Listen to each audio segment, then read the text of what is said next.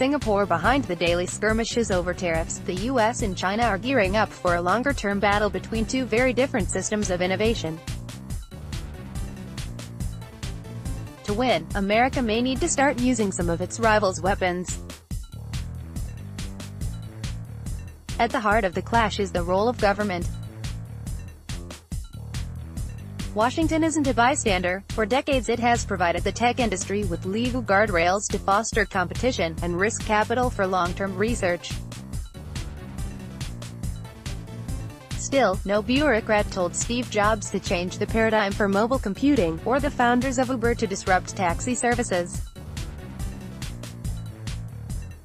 Many U.S. entrepreneurs, when they look at federal agencies, mainly see a source of red tape. In China too, the most successful names had humble beginnings. Alibaba, a combination of eBay, PayPal and Amazon, started out in the Hangzhou apartment of founder Jack Ma. Search giant Baidu and social media hybrid Tencent also started small. While they benefited from state-imposed barriers blocking entry of their U.S. counterparts, these companies grew up in the private sector, often having to skirt government control to do so. The next wave of technological innovation is shaping up differently. China's rulers have identified the industries they want to dominate this century, from robotics to biotechnology and artificial intelligence or AI. Chinese firms with a project in those fields don't have to sweat through pitches to venture capitalists. Government coffers are open. They get protection from foreign competitors, and encouragement to borrow, or steal, depending which side of the Pacific you're viewing from, their ideas. About 1 in 5 U.S. firms in China said in a survey last year that they've been asked to transfer technology. It sounds like a classic state versus market standoff, except something's changing. American tech companies are starting to urge their government to take a leaf out of the Chinese book, and steer the industry over the long run.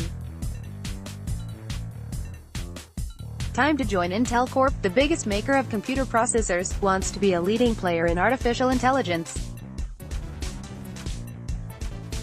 That emerging industry will require, not just the creation of AI technology, but the development of an AI ecosystem, said David Hoffman, the company's director of AI policy. One approach to that is, the market is just going to take care of that, and develop that over time, he said in an interview.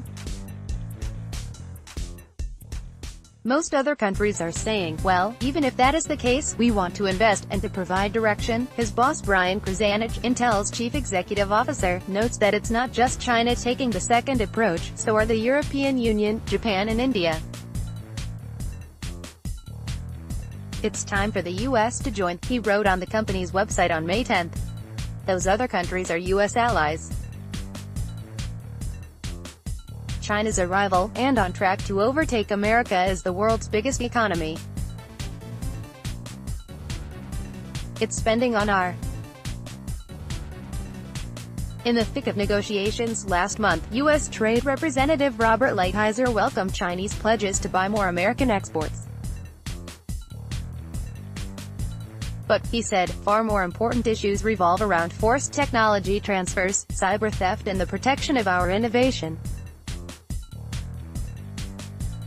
In the longer run, China's goal isn't to imitate technologies but to master them. And it's making progress. Chinese companies were granted more than 11,000 patents in the U.S. last year, a 28% jump from 2016 and more than 10 times the figure a decade ago, even if many are for incremental processes. China also climbed 2 places to rank 19th on the Bloomberg Innovation Index, while the U.S. dropped out of the top 10. For America's most innovative companies, China is a giant threat, said Robert Atkinson, president of the Information Technology and Innovation Foundation in Washington. Without a public-private U.S. strategy, in 10 to 20 years we will have a much hollowed-out advanced industry sector. Chinese high-tech is expanding at double-digit paces, even faster than overall manufacturing growth of about 6% a year, Moody's Investors Service said last month.